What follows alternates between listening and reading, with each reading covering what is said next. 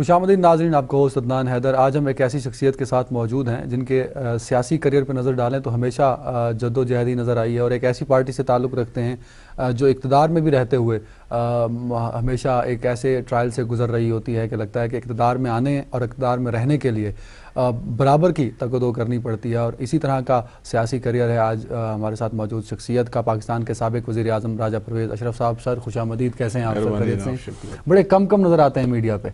जी बिल्कुल, लेकिन अगर ज़रूरत हो तो यकीनन हाज़िर रहता हूँ। हाँ। सर कैसा रहा आपका प्राइम मिनिस्टर का? बहुत कम टाइम था, कुछ महीनों पे मुहित था, 9 महीने लगभग थे। किस तरह की हार्डशिप फेस की और किस तरह लेके ऑफिस को चले आप? मैं समझता हूँ कि अदनान साहब भी बड़ा अल्लाह का करम था कि मुझ जैसे एक पॉलिटिकल वर्कर को अल्लाह पाक की मेहरबानी से और पार्टी की, मैं समझता हूँ, मदद और मेहरबानी से मैं इस मनसब तक पहुँचा और मेरे लिए बहुत बड़ा एजाज़ था। और मैंने इसको अल्लाह ताला का करम समझ कर ही वो एक एक दिन, एक एक लम्हा जो है वो वहाँ पर गुजारा। और मैं समझता हूँ कि एक अजीब जो हालात थे वो कोई साजगार या माहौल बिल्कुल ठीक नहीं था जिस वक्त मैं वज़ीर आज़म बना। आपको पता हो कि मुझसे पहले जो वज़ीर आज़म साहब थे यूसुफ रज़ा गिलानी, वो एक ख़त ना लिखने की वजह से घर जा चुके थे। सुप्रीम कोर्ट का ऑर्डर था, वो ख़त आपने भी नहीं लिखा और ऑर्डर मौजूद था। और लोग तो ये कह रहे थे कि भाई जिस दिन नोटिस आएगा सुप्रीम कोर्ट का और आप पेश होंगे तो वो सिर्फ ये पूछेंगे कि आपने ख़त लिखा है या नहीं लिखा। तो यकीनन आप कहेंगे कि मैंने नहीं लिखा, तो वो कहेंगे आप घर जाएं, आप कोई दूसरा लेकर आएं, और इस तरीके से ये सिलसिला चलेगा। आप कितने वज़ीर आज़म मरवाएंगे कि आपके 8-9 महीने जो बाकी हैं वो पूरे हो जाएं। लेकिन अल्लाह ताला के करम से और अल्लाह ताला के नेक बंदों की दुआओं से मैं समझता हूँ तो बड़ा अल्लाह ने करम किया और इस मसले से भी मैं ओहदा बुरा हुआ और मैं इस पर अल्लाह ताला का शुक्र अदा करता हूँ। अच्छा, जब गिलानी साहब का इशू चल रहा था, वो कोर्ट में जा रहे थे और वो बड़ा एक टाइम आ गया था कि जी अब इन्हें प्राइम मिनिस्टर से हटा दिया जाएगा, और ऐसा ही हुआ। उस टाइम तक आपको था कि आप ही प्राइम मिनिस्टर बनेंगे या आपको बताया गया? नहीं, मेरे बिल्कुल जहन के किसी खाने में भी नहीं था। अच्छा। और मखदूम साहब भी एक इस पे उन्हीं दिनों के आसपास बयान आया था जब मखदूम साहब का नाम लिया गया, उनके वारंट गिरफ्तारी इशू हो गए। उन्होंने कहा कि अब मेरा नाम अगर प्राइम मिनिस्टर ना लिया जाता तो मेरे वारंट ना निकलते। इसके पीछे क्या कहानी थी? मखदूम शहाबुद्दीन हमारे बड़े अच्छे और बड़े मंजे हुए सियासतदान हैं, बड़े अच्छे, उनकी एक अच्छी शख्सियत के मालिक हैं, बड़ी इज़्ज़त है उनके लिए। ये कोई एक केस था जिस तरह आपको पता है, और उसका फौरी तौर पर सामने आ जाना भी वाकई बहुत सारे, उनकी तरह बहुत सारे लोगों के लिए हैरान कौन था। और मैं समझता हूँ कि सच्ची बात तो है कि ये सारा निज़ाम जो है ये अल्लाह ताला की तरफ से आता है। ठीक है।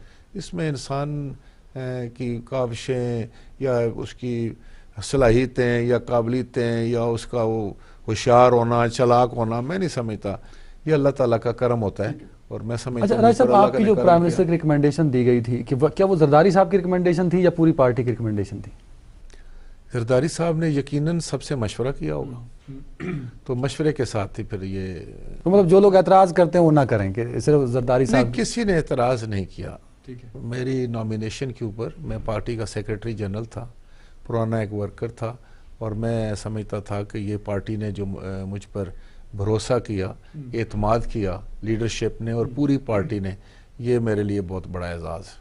ठीक है। अच्छा, जिस ओहदे पे आपने आके संभाल लिया और जहाँ गिलानी साहब ने छोड़ा, वो बड़ा एक अजीब व गरीब सा मरहला था कि खौफ आता था कि अदालत कोई भी डिसीजन दे देती है। तो बड़ी बहादुरी से आपने वो 9 महीने गुजारे, और उसमें एक ऐसा टाइम भी आया है कि आपके भी वारंट गिरफ्तारी इशू हो गए थे शायद?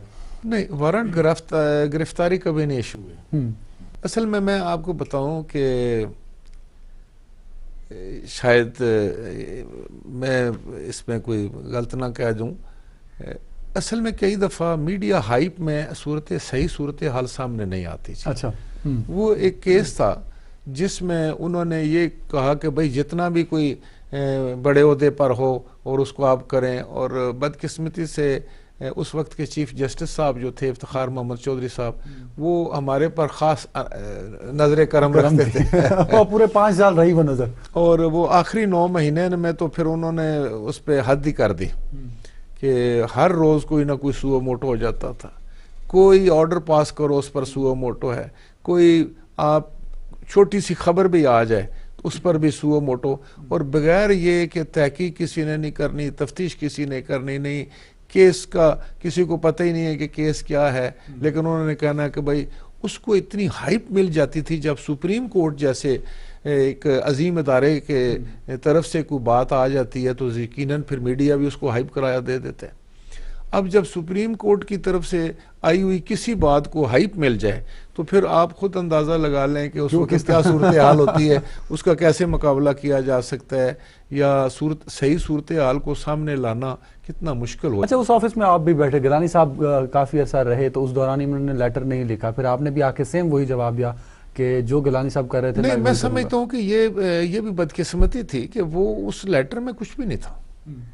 लेकिन सर वो उस लेटर ने पूरे वज़ीर आज़म को उतार दिया बस। वो मैं समझता हूँ ना जी कि वो एक ज्यादती हुई, और वो वज़ीर आज़म के साथ ज्यादती थी या पीपल्स पार्टी के साथ ही वो ज्यादती? पीपल्स पार्टी के साथ देखे ना, जब एक सिटिंग प्राइम मिनिस्टर तो वो पीपल्स पार्टी के वज़ीर आज़म थे ना, और वो पीपल्स पार्टी के वाइस चेयरमैन थे। जब उनके साथ ज्यादती होती है तो फिर पीपल्स पार्टी के साथ ही ज्यादती हुई। लेकिन मैं, आपने पूछा था ना कि वो मुश्किल हालात थे, बड़े मुश्किल हालात थे। मेरे वज़ीर आज़म बनने के चंद दिन बाद आपको पता है कि वो उस चेक पोस्ट की, हमारी जो पोस्ट थी बॉर्डरिंग विद अफ़गानिस्तान, उस पर नेटो के हथियारों ने हमला किया वो, और उस पे जब इतनी हमारी बहुत सारी शहादतें हुई और उस पर आपने बड़ा स्टैंड लिया, उस पर फिर हमने, मेरा ख्याल है कि ये भी शायद ही तारीख़ में कोई एक आध मिसाल सामने हो कि हमने अमेरिकन की जो सप्लाई लाइन थी वो काट दी। बिल्कुल ऐसी है। और वो हमने फिर असूल का एक फ़ैसला किया था कि जब तक आप माजरत नहीं करते हमसे, और उस वक़्त हम आपकी सप्लाई लाइन को बहाल नहीं करेंगे। बड़ा प्रेशर था। ठीक है, और वो प्रेशर अमेरिकन की जानिब से था? जी बिल्कुल, वो प्रेशर अमेरिकन की तरफ था, बल्कि सारी नेटो फोर्सेस की तरफ से था। ठीक है, और नेटो ममालिक की तरफ था। लेकिन मैं समझता हूँ कि उस वक्त एक असूली फ़ैसला किया गया था जिस पर सिविल गवर्नमेंट और military government they were on the same page, और हमने मुतहद होकर इत्फाक राय से इनकी उस प्रेशर्स को फेस किया। और अल्हम्दुलिल्लाह जब तक एक बाइज़्ज़त और बावकार उस मसले का हल सामने नहीं आया, ये पहली दफ़ा हुआ कि हमने उनको दो टोक अल्फाज में कहा कि आप जब तक माजरत नहीं करते हम नहीं। ठीक है। अच्छा, आप प्राइम मिनिस्टर बनने के बाद 9-0 गए, उसकी क्या वजह थी? 9-0 क्योंकि मुत्तहिदा वाले जो हैं वो हमारे इत्तेहादी थे, हमारे साथ वो यहाँ फेडरल गवर्नमेंट में भी थे, सूबाई हुकूमत में थी, और उनके साथ हमारे साथी थे, इत्तेहाद में थे हम, उन लोग के साथ, उनके साथ मिलकर हमने इत्तेहाद में तो और भी बहुत सारी जमातें थी जी। लेकिन मैं सबके पास गया, मैं ANP के पास भी गया था कराची में। तो मैं सिर्फ आपको ये बताना चाह रहा था कि हमारी हत्तल मकदूर ये कोशिश थी, और ये होनी भी चाहिए। ये आज भी आपने देखा कि मौजूदा हुकूमत ने भी जो उनके डिफरेंसेस थे उनके उनको किसी तौर पर भी हल करके दोबारा उनको असेंबलियों में लेकर आए, सूबाई असेंबली में लेकर आए। ये बड़ी खुशाइंद बात है। मेन स्ट्रीम पॉलिटिक्स में से बाहर कोई जमात भी जो है जिसकी एक जदोजहद करती हो, पॉलिटिकल उसका एजेंडा हो, उसको बाहर रखना जो है वो मुल्क के लिए फ़ायदा मंद नहीं होता। और ज़रूरी होता है कि तमाम जमातें मेन स्ट्रीम में आकर पॉलिटिक्स करें, पाकिस्तान की सियासत करें, वफाक की सियासत करें, सूबे की सियासत करें, लेकिन उनको बिल्कुल कॉर्नर करने की कोशिश करना जो है वो नुकसानदेह होता है। तो सियासी अलायंस के लिए आपने कोशिश की? वो नहीं, मैं सोचता था कि हमने एक ओवरऑल जो था ना जी, वो पूरे मुल्क में एक जो है ना जी, वो आप यूँ समझें कि एक ऐसी सियासत को फ़रोग़ देने की कोशिश की जिसमें सबको साथ लेके चलना हो, सबको कंफर्टेबल करना हो, और एक इत्तेफाक राय से हम हुकूमत करना चाहते थे। आपको याद होगा कि जब हम 2008 में आए तो उस वक्त हम इस पोजीशन में थे कि हम खैबर पख्तूनख्वा में भी हुकूमत बना सकते। बिल्कुल ऐसे ही।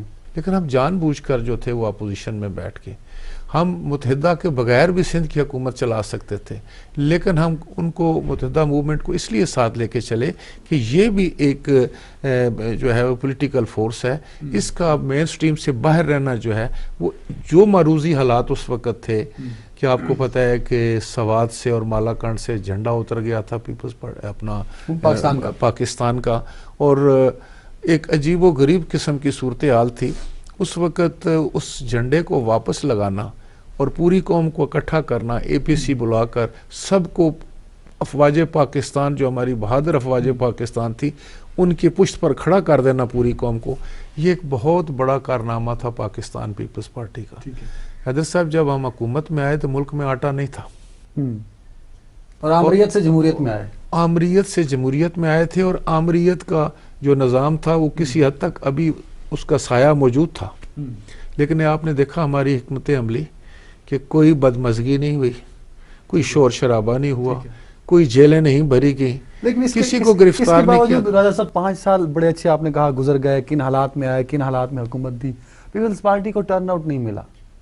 देखिए, वैसे अगर आप मुल्क की तारीख पर नज़र दौड़ाएं तो एक दफ़ा जब आदमी हुकूमत की टर्म पूरी करता है या निकलता है या निकाला जाता है या खुद उसकी टर्म पूरी होती है, तो दूसरी दफ़ा उसको एक ब्रेक मिलती है। मतलब आप इमरान खान साहब की बात को वेट कर रहे हैं कि बारी आ जाती है कि एक की आ गई तो फिर उसके बाद अगली। नहीं, ये मैं देखता हूँ कि ये कोई एक नफ्सियाती भी इस पे होता है, इसका एक पहलू कि वोटर जो है ना ये समझता है कि इन्होंने तो अभी जो कुछ करना था कर लिया, अब देखें ये क्या करते हैं।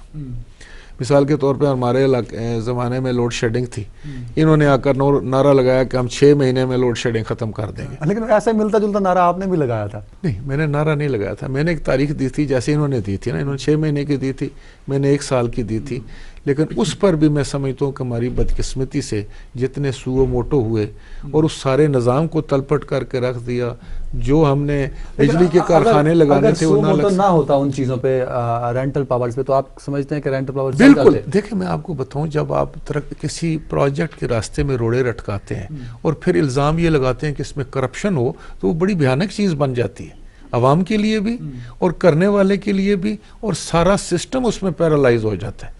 ये देखे ना सर, आप कह रहे हैं कि रेंटल पावर्स को फ्लॉप कराने में रेंटल पावर्स का नहीं सो मोटो का किरदार था। मैं कहता हूं कि यस, बिल्कुल अपनी पूरी जिम्मेदारी के साथ कह सकता हूं, इसलिए कि उस वक्त अगर रेंटल पावर बुरे थे तो आज अच्छे कैसे हो गए। वही रेंटल पावर जो है वो शॉर्ट टर्म IPP बनकर मौजूद है।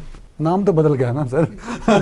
देखे ना, मैं आपको बताऊं कि ये नाम बदल गया ना, उसके यही बदकिस्मती है ना इस मुल्क की कि हम ज्यादा तवज्जो प्रोपेगेंडे पे देते हैं, करैक्टर असैसिनेशन पे देते हैं, इल्ज़ामात लगाने पर ज्यादा हमारा जोर लगता है, और हम समझते हैं कि दूसरे को बुरा करार देकर, दूसरे का चेहरा खराब कर कि हमारा चेहरा निखर के सामने आएगा। ये वजारत आपकी थी वज़ीर-ए-आज़म बनने से पहले, पानी और बिजली की। फर्नेस ऑयल के लिए फंड्स नहीं थे अवेलेबल, तो कारखानों को ऑयल नहीं सप्लाई किया गया, उससे डबल 3 गुना अमाउंट से हमने रेंटल पावर्स खरीद ले लिए। उसकी क्या वजह थी? नहीं, हमने खरीदे नहीं, ले तो लिए ना। नहीं, मैं आपको बताऊं, यही तो फलसफा मैं आपको समझाना चाहता हूं कि रेंटल पावर है क्या। रेंटल पावर पर आपकी हुकूमत का पैसा नहीं लगता, पहली बात। ठीक है, वो इस तरह है कि आपको के पास गाड़ी नहीं है, आपको ट्रांसपोर्ट की ज़रूरत है, तो आप फौरी तौर पर अपनी कार नहीं खरीद सकते। आपने बच्चों को स्कूल छोड़ना है, खुद भी जाना है, बैरून शहर भी जाना है, तो आप क्या कहते हैं कि अच्छा ऐसा करते हैं कि मैं किराए पे गाड़ी ले लेता हूँ और उसको कहूँगा कि मैं तेल भी आपको डाल के दूंगा, पेट्रोल मेरा होगा, और प्लस मैं दिन के आपको 2000 या 3000 रुपये दूंगा। तो मेरे पैसे तो लग रहे हैं ना उसमें। नहीं, लेकिन गाड़ी खरीदने के लिए तो आपको 20 लाख रुपए चाहिए ना, वो आपके पास मौजूद नहीं है। 3000 रोज तो आप दे सकते हैं ना किसी को, क्योंकि वो बिजली पैदा होगी ना, तो जब बिजली पैदा होगी तो उसमें से उसका किराया भी निकल आएगा और उसका आपके अपने पैसे जो हैं बच जाएंगे, और अपने पैसे आप लेके जा रहे थे जो हुकूमती प्रोजेक्ट्स हैं जिनकी एफिशिएंसी 30-40 साल में कम हो गई थी, आप चाहते थे कि उनको रिप्लेस किया जाए। USAID भी कुछ मदद कर रही थी, और वो प्रोजेक्ट जो हैं वो अगर रिहेबिलिटेट हो जाते हैं, रीफेब्रिश हो जाते हैं, उनकी एफिशिएंसी बढ़ाकर आप कोई 3000 तो आप कह रहे हैं कि मेगावाट फालतू ले उस सिनेरियो में रेंटल पावर्स ही वाहिद हल थे और हमारे पास रिन्यूएबल एनर्जी नहीं, हमने बाकी सारे काम किए। हमने रिन्यूएबल एनर्जी पर भी काम किया, हमने विंड मिल पर भी काम किया, और उस वक्त शमसी तवानाई देखें ना, आज भी बहुत महंगी है। आज जो सोलर एनर्जी के प्लांट की आप बात कर रहे हैं जिससे 100 मेगावाट मिलते हैं, उससे आपको एवरेज जो है वो 13-14 मेगावाट मिलते हैं, वो बहुत महंगा है। उसकी जो पर यूनिट कॉस्ट है वो इतनी महंगी है कि अफोर्डेबल नहीं है। हमने हाइड्रो पर काम किया, दिया मेरे बादशाह के लिए ज़मीन तो हमने एक्वायर की, उससे पहले दासू पर हमने काम किया, बुंजी पर हमने काम किया, छोटे हाइडल प्रोजेक्ट्स के ऊपर हमने काम किया, और आपको जो स्मॉल हाइडल्स थे कश्मीर में और गिलगित बल्तिस्तान में आप लोगों ने काम शुरू किया था। जी, नंदीपुर का तो 70% काम मुकम्मल हो गया था। 2000 हो गया, उसका जिम्मेदार अब हम मुस्लिम लीग नून को ठहरा देते हैं। देखिए, अब मैं आपको कहता हूं कि इसलिए मैं चाहता हूं कि ठंडे दिल के साथ, यही तो कहना इल्जामात वर्सेस इल्जामात में तो कुछ बात मैं कहता हूं वो बहुत बुरे थे, वो कहते हैं हम बहुत बुरे थे, देखिए, इसलिए मैं सोचता हूं कि हमें ठंडे दिल से बिल्कुल जो गलती हो उसको एक्सेप्ट करना चाहिए, जो जहां गलती हुई उसकी सही तौर पर तशखीस तहकीक करनी चाहिए, और उसको एक सजा मिलनी चाहिए जो उस गलती के जिसने उसे गलती सरजद की जिससे हुई जिम्मेदार हैं। अब यहाँ तो ये होना शुरू हो गया ना कि हम खड़े होकर कहना चाहें कि ये लोग हैं, ये करप्ट हैं, वो खड़े होकर हमारी तरफ कहते हैं हम करप्ट हैं, तो इसका क्या तरीकाकार है? तो मैंने इसके लिए एक ख़त लिखा था चीफ जस्टिस को, इफ्तिखार मोहम्मद चौधरी साहब को। तो मैंने कहा था कि इस तरह मुल्क का भी चेहरा ख़राब होता है, लोग भी समझते हैं कि शायद ये कोई बड़ी करप्ट कौम है, तो बेहतर ये है कि आप एक कमीशन आपने अपने केस के लिए बनाया था, अपने बेटे के लिए, अरसलान जब आ गए थे उसमें, तो एक हमारे लिए भी बनाए, हाँ, ताकि पता लगे हकाइक सामने, और वो 1-2 महीने में उसका फैसला हो। देखे ना, ये जो नैब के केसेस हैं, आज जो मियाँ मोहम्मद नवाज शरीफ साहब के केसेस अभी टेक अप हुए हैं, तो ये कितने साल के बाद हुए? 2009 के दर और 2015 के दर। तो आपकी हुकूमत रही ना सर, आप फिर तो पीपल्स पार्टी की नाअहली रही। नहीं, उस वक्त भी स्टे ऑर्डर था उनके ऊपर, उस वक्त भी कोर्ट उनके साथ थी। मैं नहीं कहता उनके साथ थी, लेकिन स्टे ऑर्डर था। ठीक है। दूसरी बात मैं आपको ये बताऊं कि आसिफ जरदारी साहब जो हमारे को चेयरमैन है, इनके ऊपर जो केस है उनको 16 साल हो गए और अभी तक वो अदालतों में चल रहे हैं, आप पढ़ रहे होंगे। बिल्कुल ऐसी है। तो अगर 16 साल के बाद ये साबित होना है कि कोई बेगुनाह है या गुनाहगार है, उसका फायदा मुल्क को क्या होगा, उस शख्स को क्या होगा और सिस्टम को क्या होगा? मतलब इसलिए मैं फौरन एक्शन होना चाहिए। जी नहीं, मैं इसलिए कह रहा था कि एक स्पेसिफिक टाइम के अंदर देखे ना, अगर मैं एक आदमी इल्जाम लगाता है, ठीक है, कोई भी, सारी दुनिया का ये कानून है कि जो इल्जाम लगाता है वो सबूत पेश करे कि ये काम बुरा हुआ है। यहाँ उल्टा है ना, यहाँ मैं आप पर इल्जाम लगाता हूँ और आपको कहता हूँ कि आप साबित करेंगे। लेकिन रेंटल पावर्स में तो सर ऐसा हुआ था कि उन्होंने मतलब 0% मेगावाट दिया था ना हमें, वो तो ऑपरेशनल नहीं हुए थे। जब आप रोक देंगे, जब आप उसमें बहुत सारे ऑपरेशनल हुए थे, मतलब है कि कारके ऑपरेशनल हुआ था, गल्फ ऑपरेशनल हुआ था, लेकिन जिस वक्त आपने सुओ मोटो ले लिया और आपने सबको बुला लिया और जहां था काम वहां रुक गया, जो मतलब जहां थे ना भाई, तो उससे नुकसान ये हुआ कि वो मुकम्मल ना हो सके।